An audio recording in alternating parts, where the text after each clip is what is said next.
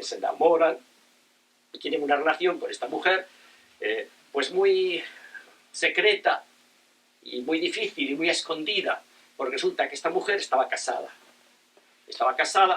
Luego supimos cómo se llamaba, y la llama Guiomar, para que la gente no sepa lo que era, y juega un poco como que está inventada, para evitar chismorreos.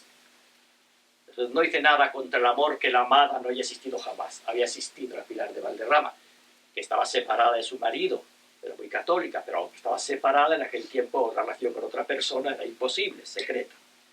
Y esas canciones a Guiomar le dan un nuevo aliento a su poesía amorosa, erótica y demás. O sea que los años 20, filosofía, pensamiento y el amor de Guiomar. El amor, un amor realmente apasionado. Se han publicado sus cartas se publicaron en principio en 1950 en una edición muy censurada. Concha Espina era amiga de Pilar de Valderrama. Concha Espina, la novelista famosa. Y Pilar de Valderrama, que tenía hijas, que tenía nietos, estaba dividida entre decir que había tenido un amor adúltero y callarse que ha sido la inspiradora Antonio Machado. Entonces se le ocurrió dárselo, esas cartas, a su amiga, y su amiga las publicó cambiando cosas, cortando, como una historia novela de amor. Descubrió que había una verdad, una mujer, aparte del honor de Machado. Más adelante la gente empezó a investigar, y al final ella misma escribió un libro que se titula Sí, yo soy Guiomar. Y lo dejó para que sus hijas lo publicaran después. O sea, que yo quiso pasar a la historia como que había sido la inspiradora. Naturalmente, me estoy extendiendo un poco, porque ya sabes que Machado es Machado, que naturalmente en lo que ella cuenta, los poemas que veían, en jardines que ahora están en la Moncloa, etcétera, en un café comercial, y dice que se veían todos los fines de semana, era cierto, pero que solo fueron amigos, que nunca se tocaron siquiera. Bueno, eso quien lo crea, si es un amante, se ven a escondidas y no sabe nadie. Y luego lo que hicieran, esperemos por el bien de Machado, que ya lo cuente por sus hijas, pero que la relación fue una relación normal en todos los sentidos. ¿Y qué pasó después? Termino ya con Antonio Machado. Aparte de todas estas historias, de la central, en esos años escribe en un periódico unas reflexiones que atribuye a Juan de Mairena. Juan de Mairena es un profesor de gimnasia que da clases de retórica y tiene alumnos, y resulta que es como Sócrates, que es toda la sabiduría de Machado, que él no se atreva a decir en su propia voz, se la atribuye a Mairena. Y es un libro, Juan de Mairena, absolutamente fascinante. Esos libros que se abren por cualquier lado y leemos lo que dice sobre una cosa, sobre otra, es la sabiduría. Antonio Machado representa toda la expresión libre de enseñanza, todo ese pensamiento con una ironía y una verdad inmensa. Bueno, terminamos. ¿Qué pasa en el 36? Llega la Guerra Civil. La Guerra Civil es como un mazazo que cae, una bomba que cae en medio de España, que parte familias, que destroza cosas. Y en esa Guerra Civil saben que uno de los hermanos está en Burgos, él está en Madrid, uno de los hermanos, Manuel Machado, al que le detienen. No tiene más remedio que ponerse a cantar a Franco y a Franco arriba a España. Y el otro, que tiene mucho prestigio, es rodeado y convertido en el fetiche de lo que era el Partido Comunista, que era un poco en aquel momento el que reorganizó. Saben que el lado republicano fue un caos terrible con movimientos anarquistas, que se mataban unos a otros, persecuciones. El Partido Comunista trató de poner un poco de orden. Y la figura de prestigio era Antonio Machado. Entonces Antonio Machado se convierte en el portavoz de la causa republicana. Escribe algunos poemas que están aquí en su libro, pero sobre todo escribe reflexiones y demás. O sea que hay otro Machado, que es el Machado republicano, que hace que cuando acaba la guerra se convierta en el referente de la España exiliada. Y eso le dio otro mérito añadido. Como me dicen mitos, que son chicos que han hablado mucho, preguntaré a Torre. La otra pregunta que es la diferencia de esta edición con la anterior esta vida de Antonio Machado. Esa pregunta me gusta la respuesta a él. Bueno, pero tiene su explicación. Mi relación con Antonio Machado empieza en el instituto donde yo trabajaba. Había un grupo de teatro, un profesor, en fin, ahí empieza mi historia. Y yendo con ese grupo de teatro a Soria, a representar una obra de teatro. A Soria. Luego, antes de jubilarme, Pues escribí durante 5 años un libro que titulé Cartas a Antonio Machado. A mí de Antonio Machado no me interesa tanto la obra, aunque quiero decir que me interesa. No me he dedicado a estudiar la obra porque ahí está evidente, ¿no? Hay miles de gente, no es para mí, hay montones de gente. Mucha gente que sabe mucho de los poemas, lo sabe de memoria, lo interpreta. Yo eso soy incapaz, por lo cual me tengo que conformar en un aspecto más básico. Y a veces tengo cosas raras. El Quijote contado por Sancho Panza, pues creo que no se le ha ocurrido a nadie, a mí se me ocurre. Y pensando en con quién me gustaría a mí, muchas veces se pregunta a alguien, y bueno, y tú si pudieras tomarte un café con alguien, ¿con quién te gustaría tomarte ese café? De la historia, un personaje de la historia. Hay gente que dice hasta Hitler, ¿no? Pues a mí eso no me interesa. Yo me hubiera tomado un café con Antonio Machado. ¿Pero qué hago yo con Antonio Machado? ¿De qué hablo con Antonio Machado? ¿De la poesía? No, porque no sé. Y entonces se me ocurre escribirle a modo de cartas, como el café era imposible, a modo de cartas, lo que había ocurrido con él, con su obra, con sus amores, con su familia, con sus amigos, desde el día que se murió. Para adelante. Si estudiamos la biografía de Machado, tenemos la biografía, todos los biógrafos terminan con la muerte en Coyur. Yo no, yo voy de Coyur hacia ahora. Y por eso se llama Memoria Inacabada el libro, porque lo mismo dentro de unos años me da por escribir unas cartas desde donde terminé hasta los posteriores. Ese fue un libro que, digamos que es mi obra, la que yo más orgulloso estoy. Salió publicado en Extremadura con la ayuda de la edición, Bien, a partir de que ya en el 2020 ya tengo yo planteado el tema de la jubilación, profesor, yo soy profesor de instituto, él es de universidad y se nota, ¿no? No, lo que ocurre, dilo, que no eres profesor de literatura. Sino No, que se lo fuera. Dilo. Se nota, yo soy enfermera de trabajo. Yo solo me dediqué a la formación profesional y ahí he estado trabajando muchos años. Bien, el caso es que la jubilación estaba programada para el 13 de febrero del 2020, unos días antes de que nos encerraran. Yo, pensando en la jubilación, digo, bueno, ¿a qué me voy a dedicar yo una vez que me jubile? Entonces me planteé hacer una editorial. Pero una editorial, y dentro de las fórmulas que había, y para no poner en riesgo la pensión, pues dije, bueno, pues monto una asociación cultural, la formamos mis hijos y yo, somos 3, los justos, pues ya está. Y me dediqué a publicar cosas de autores extremeños, temas de Extremadura, en fin. Y ahí incluimos esas obras sobre Antonio Machado. Cosas que no se han tratado. Por ejemplo, la relación de Antonio Machado con la Real Academia Española. Fue nombrado, pero no tomó posesión. Pero aún así da para un libro. Y ahí está el libro. El tema de las cartas de Milán Barder, tenemos de momento 36 cartas. De momento hay 36 porque el resto parece ser que ya las mandó al fuego antes de su viaje a Portugal.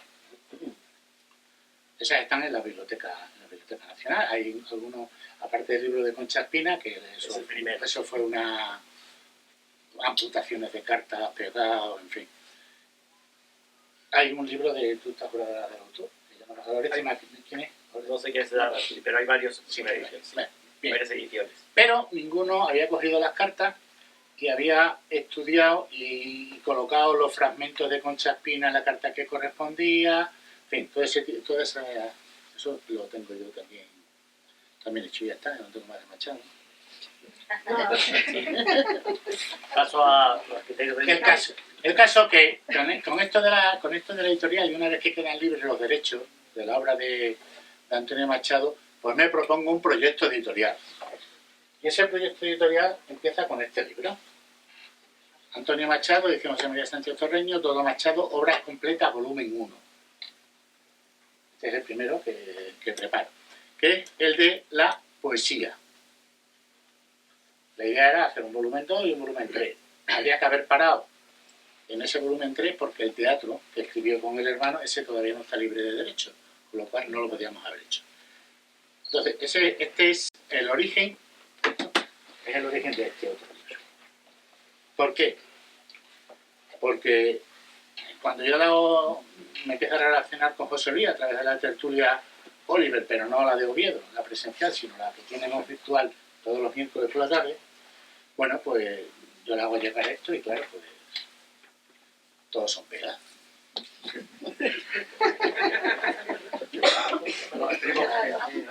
Todos son pegas.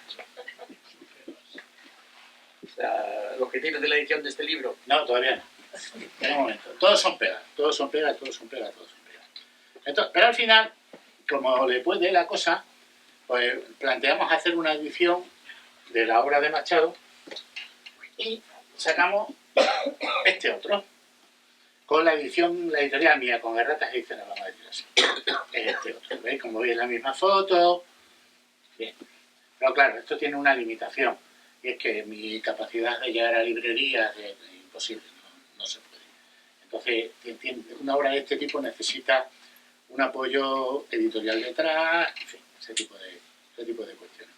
Y a partir de, ya en ese justo momento, es cuando, estando esto ya disponible, vamos a decirlo así, le surge al señor la idea de, ahora ya.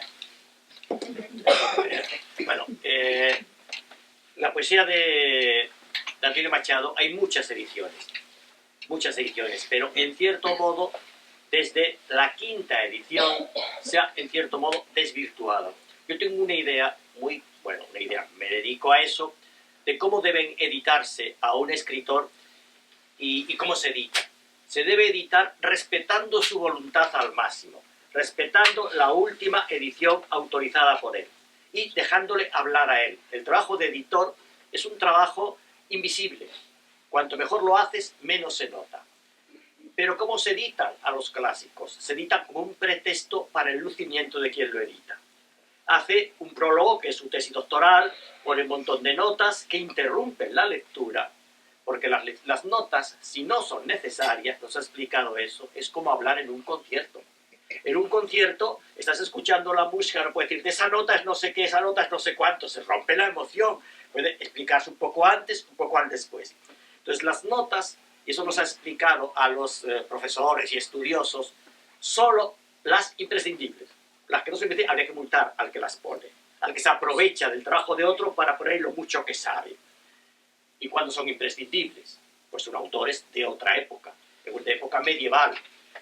Ha cambiado el sentido, lo tenemos que reconstruir, porque el Arcipreste edita el libro de Buen Amor, no hay una edición, no sabemos lo que escribió el Juan Ruiz, hay que reconstruirla. O sea, que hay unos criterios, que no se trata de poner toda la erudición del autor. Y entonces, ¿cuál es la última edición de Antonio Machado que él dio por buena? Es la cuarta edición de 1936. Publica libros sueltos y a partir de una fecha no publica nuevos libros. Va aumentando las poesías completas. Entonces, la base de esta edición es rigurosamente la poesía completa de Machado, hasta el tomo de 1936, respetando incluso la separación interestrófica cuando la hay. Porque creo que la unión de los poemas, la separación entre versos, es decisión del autor y es parte de la estética del libro. Luego, se edita en austral y como hay poco espacio, juntan las estrofas o las separan. No, eso ya es alterar la lectura, porque los espacios en blanco no son gratuitos, son parte de, indica que hay una pausa entre una estrofa y otra, hay que leer de una manera. Entonces hay ese respeto absoluto hasta el 36, que es la cuarta edición. La quinta, aparte de 1940. ¿Qué ocurre en la quinta edición? Que lleva un prólogo de Dionisio Ridruejo. Por un lado, bueno, porque gracias a Dionisio Ridruejo, que entonces era un falangista de los más destacados, se puede editar en la época de Franco.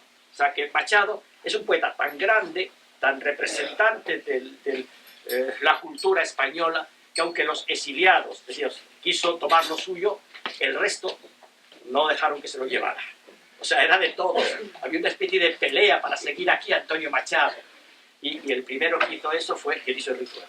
Pero claro, las poesías completas de Machado, con una interpretación de Dionisio Ridruejo, sacando lo patriótico, ocultando otras cosas, disimulando lo que estuvo en la guerra, él dice que estaba senil. Y que lo que hizo en la guerra que no valía nada. Entonces le presenta como un viejo que luego le trajeron y le llevaron. No es cierto. Y a partir de ahí salen luego muchas, porque el propietario, en cierto modo, el editor era Espasa Calpe, pasa el Austral. El Austral yo tengo ese recuerdo sentimental porque en 1964, hace algún tiempo, yo era un niño de familia más o menos sin dinero y sin recursos, reuniendo peseta a peseta. El primer libro de un poeta que compré fueron las poesías completas de Antonio Machado, 64 en la colección Austral. El Pictopeta que leí entero, y me lo sabía todo de memoria, desde el primer poema: está en la sala familiar sombría y entre nosotros el querido hermano que la tarde infantil de un claro día míos partidos de un país, todo. Pero ese libro ya le añade fragmentos de otro sitio. La tierra de Álvaro González, él escribió primero un cuento en prosa que publicó en una revista y lo ponen al lado. Ponen notas de... por ejemplo, había una cosa que me río mucho, porque soy muy experto en buscar lo ridículo de los grandes nombres y de los estudiosos así un poco absurdos. Ponen una nota. Este poema, cuando se publicó en la revista, y tenía este otro que tachó Machado. Y lo que tachó Machado, con muy buen criterio, era: en esta España de los pantalones lleva la voz el macho, mas si un negocio importa, lo resuelven las faldas a escobazos. Pero bueno, si él lo tachó, ¿por qué pones tú una nota para que lo recordemos nosotros? O lo recuerde yo con mi mala intención. O sea, todo eso es estropear, eso tiene idea de lo que es Antonio Machado. El respeto. Es como si alguien llega a una catedral y pone ahí cosas, añade... Bueno, aunque visto esto no quisiera ser cruel, pero la iglesia de Santa María, donde está ahí, que es la música el color del sonido, no sé qué cosa, una escultura que está allí, bueno, el color de qué del sonido se llama o algo así. Estas cosas, una escultura horrible, que los escultores horribles ponen nombres poéticos, pero que no está aquí el escultor, claro, entonces mataría. Pero bueno, quiero decir que hay un respeto por la obra, se dice verdad, pero sobre todo ese Machado. Después se han editado otras ediciones con estudios, con prólogos, con notas, pero lo que hace falta, creo yo, es una edición limpia. Esto es lo que Machado quiso que se viera, y todas las poesías de la guerra, que no sabemos cuáles había recuperado. Porque en la guerra escribió grandes poemas y otros poemas que parecen muy circunstanciales. Así el momento. Y luego y un poema muy discutido, pues el poema que le dedica a Lister. Claro, no sabemos quién fue Lister, lo que es la trayectoria posterior. Pero cuando él lo escribe, en ese momento de la guerra civil, Lister es una de las esperanzas de la República. El quinto regimiento, en fin, está defendiendo. Es que los ejércitos o la República no se defendía solo con bonitas palabras, también en el campo de guerra estaba Lister. Hoy en día eso de si mi pluma valiera tu pistola de capitán, contento moriría, no suena muy extraño, pero sobre todo, si él después lo dejaría. También las poesías de guerra. Y luego hemos puesto detrás, pero como apéndice, que conviene leer de otra manera, la gente lo ve todo igual. Hay editores que creen que una poesía completa es no más completa cuanto más cosas tiene. Tonterías que él escribió, que tiró, que tachó, que se avergonzaba, a enriquecerlo. Entonces él, Antonio Machado, publicó poemas en revistas, que luego recogió un libro, y otros que dejó en revista. No es lo mismo. Lo que él dejó en revista tiene que ir en un apéndice o no incluirse ahí. Y cuando él publica un libro, Soledades, y luego tacha poemas, tiene que estar fuera esos poemas. No podemos buscar a edición y añadirlos. Entonces hay un apéndice, pero hay que tener consciente de que es un apéndice, que son cosas que él no quiso que se publicaran. Y él nos dio un ejemplo de eso porque él cuenta en uno de esos cuadernos que tenía, apuntes apócrifos, lo que llaman los complementarios, esos cuadernos, que un amigo, un conocido, le pasó un manuscrito de Bécquer, un original de Bécquer. Como él vio que no hacía honor a Bécquer, fue y lo rompió. Hoy no lo romperíamos, pero no lo publicaríamos con las rimas, y es una cosa que no tiene ninguna importancia, ¿no? Como una curiosidad en una revista. O sea que yo creo que, tal como está aquí Antonio Machado, a él, tal, le habría gustado verlo. No sé, es lo más cercano posible a lo que sería la quinta edición, si él lo hubiera hecho. Y ese es el mérito. Pero como no tiene 200 páginas de estudios, que absurdo, porque quien quiere saber de Machado busca y sale bibliografía, libros en todas partes, encuentra todo lo que quiere, no hace falta sepultar su poema con mucha erudición. Y Antonio Machado es un poeta de lengua clara. Él decía, una de sus coplillas, da doble luz a tu verso, para leído de frente y al sesgo. Es un poeta muy claro en la primera lectura, pero con muchas interpretaciones ocultas, da muchas filosofías, da muchas vueltas. Pero no hace falta que nos lo explique nadie, o lo explicamos en los miles de estudios que hay. Hay que dejar que sus poemas los escuchamos, los canta, los cantó Serrat, se hacen populares entre la gente, y es un poeta que gusta a la gente que no lee habitualmente poesía que lo escucha, pero también el pensador, el filósofo haciendo de vuelta sus pensamientos filosóficos. O sea, que tiene algo especial Antonio Machado que no sabemos qué es, pero conecta especialmente con la cultura española, con el alma, con una cultura determinada. Es uno de sus nombres esenciales y por eso no pasa, aunque algunos de sus poemas pase. Algunos quedan un poco obsoletos de otra época, claro, cada uno es de una época. Pero detrás está ese venero, esa magia que sigue teniendo Machado y que no acabará banalizándose. Por muchas, a veces se banaliza y dice como reclamo turístico. Quien lo lea secretamente volverá a encontrar ahí la verdadera poesía. Esa palabra cordial. Esas pocas palabras verdaderas. Bueno, nuestra querida anfitriona, organizadora, si quiere preguntar más o... Sí, yo quiero preguntarte, a ver si nos podéis un poco detallar, conocer la poesía y Antonio Machado, los diferentes estilos que encontramos en todas las obras. Eso ya lo he dicho. Sí, pero quisiera simbolismo, realismo y luego reflexión filosófica. Él era consciente de que le criticaban. Durante los años 20 se pensaba que Antonio Machado era un poeta acabado, era un poeta viejo, que le iban a ver, pero venerable de otra época. Y cuando publica esos artículos de Juan de May, esos articulitos en el diario Madrid, Cernuda, que también era un poco malvado, cuenta que lo oyó Ortega y ¿a dónde saldrá don Antonio con estas cosas? Mira por encima del hombro. Y esas cositas que él hacía se mantienen más que buena de la parte del Obrador Ortega, que por cierto era un gran escritor, pero si lo leen ahora, su estudio sobre el amor nos avergüenza. Empieza diciendo, el hombre es el cazador, la mujer la presa. Esa es historia del amor. Hay un cazador y una presa. Está diciendo eso, que no me extraña que Victoria Ocampo, que es la gran mecenas argentina, que le produjo un libro, que él apoyó, luego se enfadara con él, ¿no? Porque él estuvo detrás de Victoria Ocampo, pero con esas ideas, el hombre es el cazador, la mujer la presa. Decía Ortega.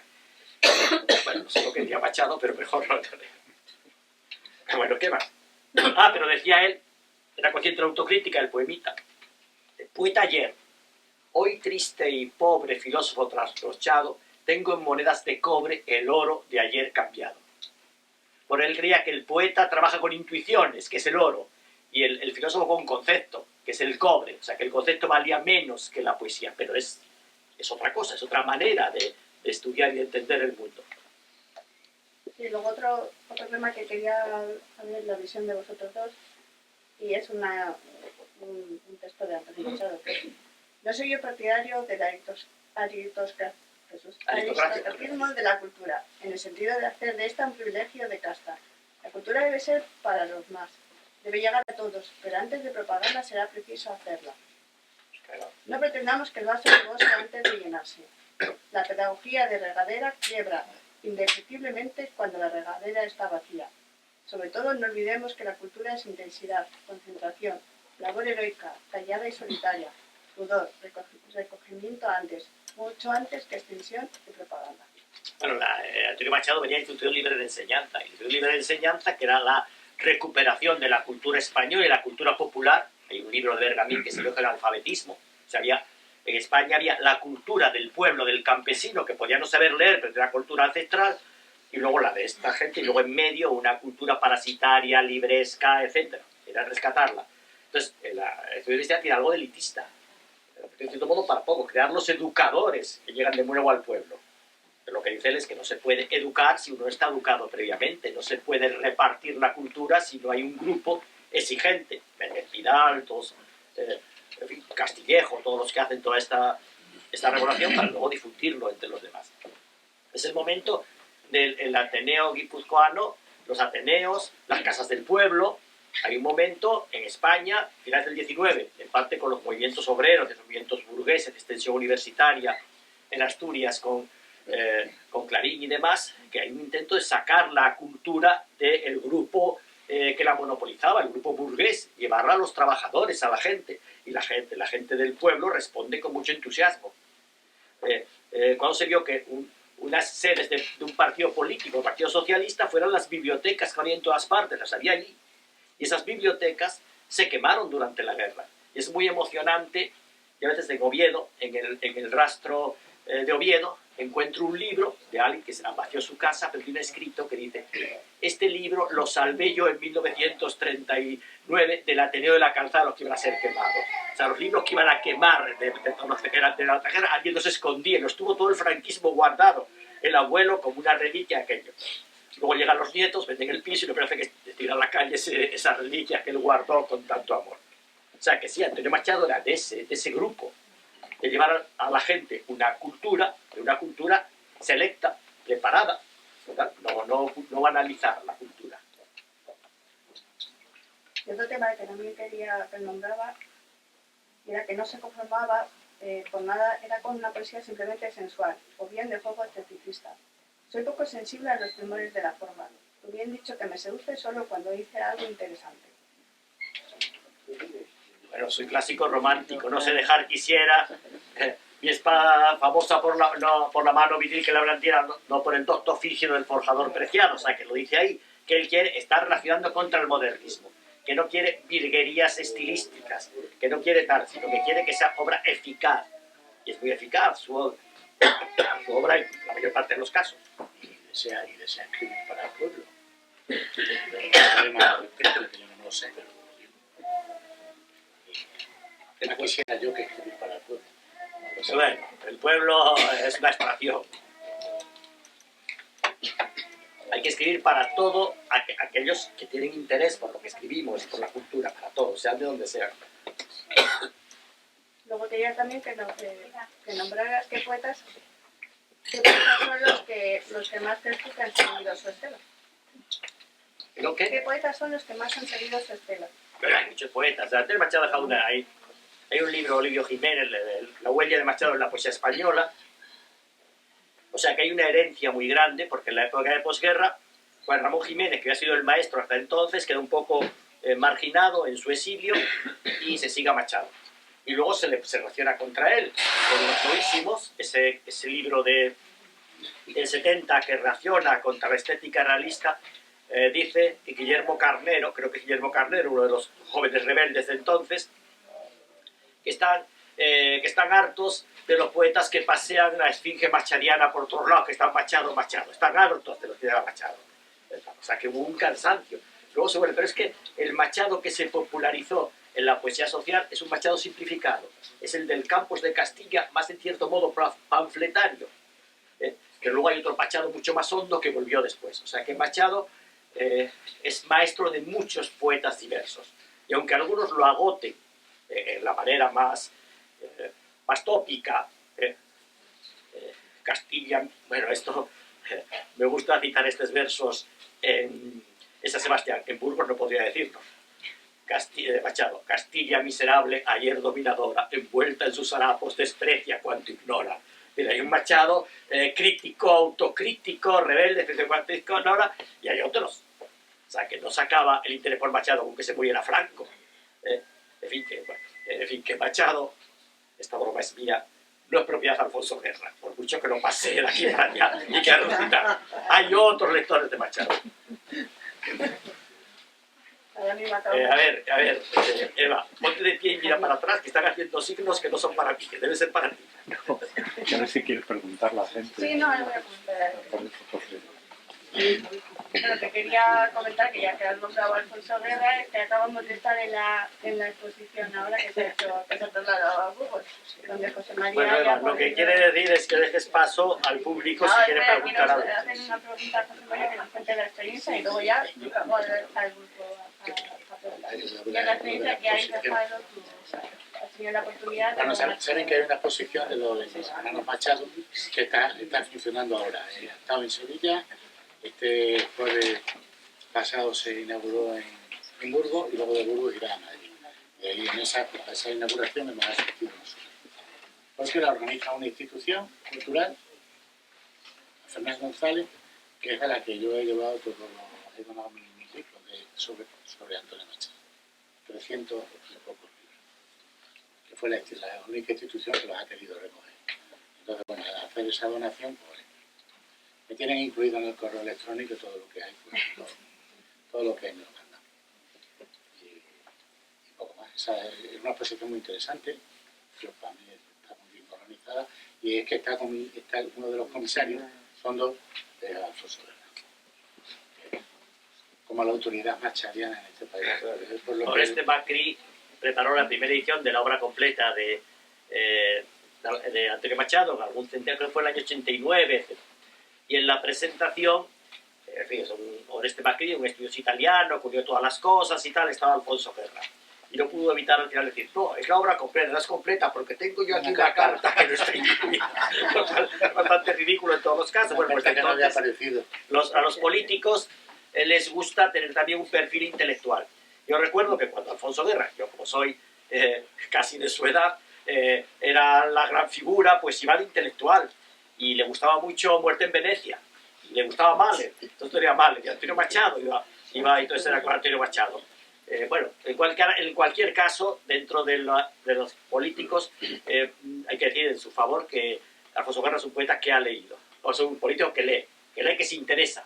No es el experto que él quiere, pero sí es una persona interesada en la cultura, que da un grupo de teatro, o sea, ha tenido y quiere presumir de eso. O sea, que La librería esto, venir aquí a la Machado sería como coronación, ahora que está tan apartado, será coronación de su labor político-cultural. Sí, es verdad que es un hombre de cultura anteriormente de la política, pero ya después ya... Lo fue siempre, pero luego quedó ahí. Bueno, pero en cualquier caso, era un gran hombre de cultura cuando manejaba dinero y el que se mueve no sale en la foto. Cuando le pasaron a un lado ya se vio que no tenía tanta cultura y no le invitaban tanto, porque en los políticos cuando estás arriba eres grande, cuando estás abajo ya eres uno cualquiera. De la juventud. Sí, en aquel tiempo, no recuerdo. Bien, si quiere alguien hacernos alguna pregunta.